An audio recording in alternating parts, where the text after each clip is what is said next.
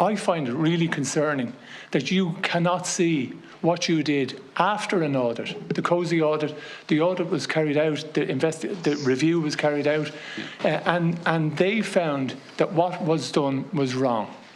It breached guidelines and it was wrong. And yet you still maintain, I saw you on Saturday or at the weekend saying you believe it was the right thing to do. I find that hard to understand, how somebody can still believe that that was the right thing to do, despite all the evidence, despite the outrage by ordinary football fans, and you still hold that view. And if you don't mind me saying so, it is like a throwback to John Delaney era. That kind of arrogance, that arrogance that is there, that assumption that you know better than everyone else, that you're making executive decisions. You were advised that it was not good practice, and you still continued on, and you still to this day continue on. And I find that really worrying, that the FAI would have that culture at the top level, and that is really worrying for me. What I said on Saturday is that I took full responsibility for the decision I make, and that I was accountable for it. And good governance is all about accountability and responsibility. And if people think I made the wrong decision, that's fine, but I made the decision in good faith for the right reasons. And would you make the same decision again? Even the fact that you have to hesitate, is worrying. Yeah, but would I make the same decision today after all that's happened?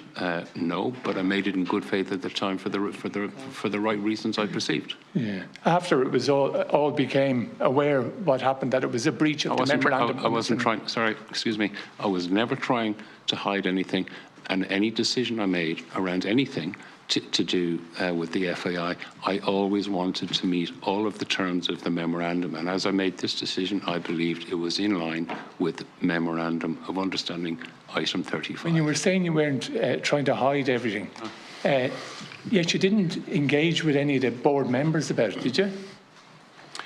At that time, no, I didn't, no. So that doesn't look like somebody who was trying to be open and transparent. Sorry, I wasn't trying to be not open and transparent. A recommendation came to me, which I believed I had the authority to make the decision in the context that other people have been engaged in that conversation. So if somebody is trying to say to me that I was trying to conceal something or conceal something from the board or anybody else, that's just factually incorrect. I would not do that. Well, it appears like that. But it's not true. Yeah, and so why didn't you consult the board?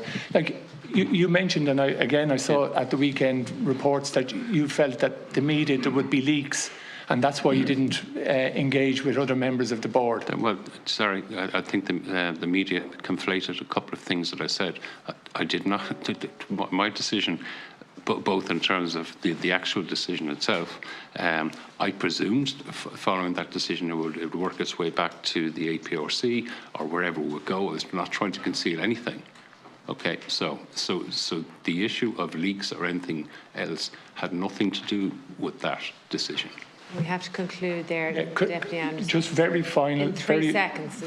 Yeah, I honestly believe, in light of everything that's happened and the way you've behaved on the board, I honestly believe that Sport Ireland, the Minister, needs to intervene and to bring about a review of all the decisions you have made over the last 3 years. Thanks, Chair.